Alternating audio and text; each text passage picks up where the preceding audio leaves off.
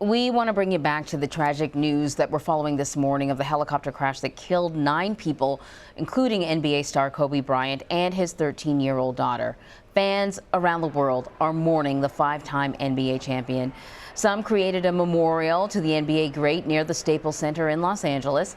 And Jonathan Vigliotti is standing by in Calabasas, California. That's near the crash site. So, Jonathan, we're hearing National Transportation Safety Board investigators are scheduled to arrive there today. Emery, that's correct. The NTSB is sending an 18-member team here. They're expected to arrive here at the scene a little bit later this morning. They'll be joined by the FAA, who will help piece together what exactly caused this crash. They do have their work cut out for them. Where this crash took place, very steep terrain. There was also a magnesium fire that broke out immediately after the crash that we're told destroyed much of the evidence. This is worldwide. This isn't just Los Angeles. We're all hurting. It's a world of pain right now. He meant happiness. Basketball legend Kobe Bryant wasn't just one of the greatest to play the game. Kobe ties the score with 2 seconds left. He was admired by people around the world for his actions off the court as much as when he was on it. God, you got a good one introducing the Black Mamba, Kobe Bean Bryant. The retired NBA star was killed after his personal helicopter crashed into a steep hillside Sunday morning, killing everybody on board, including his 13-year-old daughter, Gianna. As you can imagine, it's a logistical nightmare in a sense because the crash site itself is not easily accessible. Debris from the charred helicopter was scattered across the size of a football field. The helicopter was flying in fog that was so thick the LAPD had grounded its helicopter fleet Sunday morning. I think he was just completely disoriented. He couldn't see. Scott Daler told us he heard the chopper going down and called 911.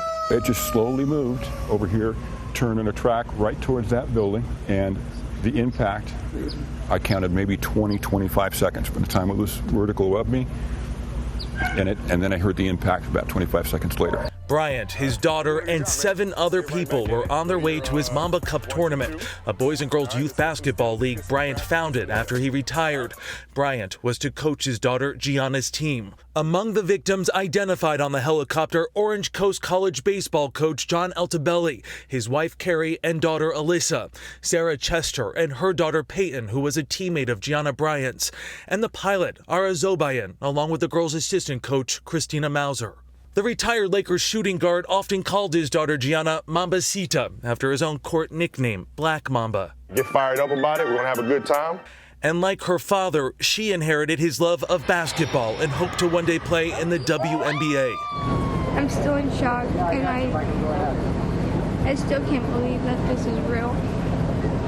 We spoke to a group of players who participated in the Mamba tournament.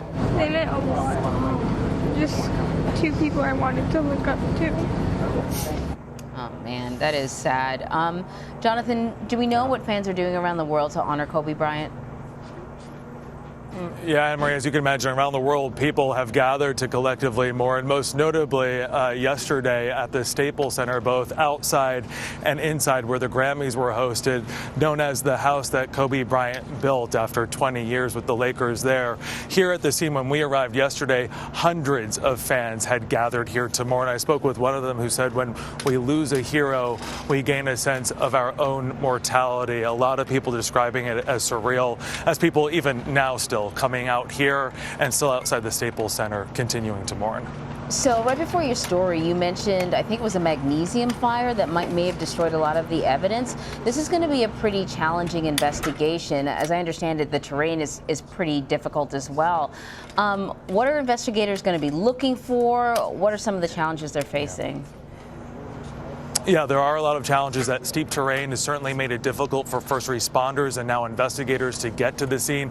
The NTSB, as we mentioned, will be arriving here later today. They will make it up there. Along with doing the groundwork, they will be looking into the flight maintenance records and also the pilot's decision to fly in that thick fog. It's an important note here because the LA County Sheriff's Department at the time of this crash actually made all of their flights grounded at the time because of the weather. So that will be a key part in this investigation moving forward. Yeah, lots of questions. Jonathan, thank you so much.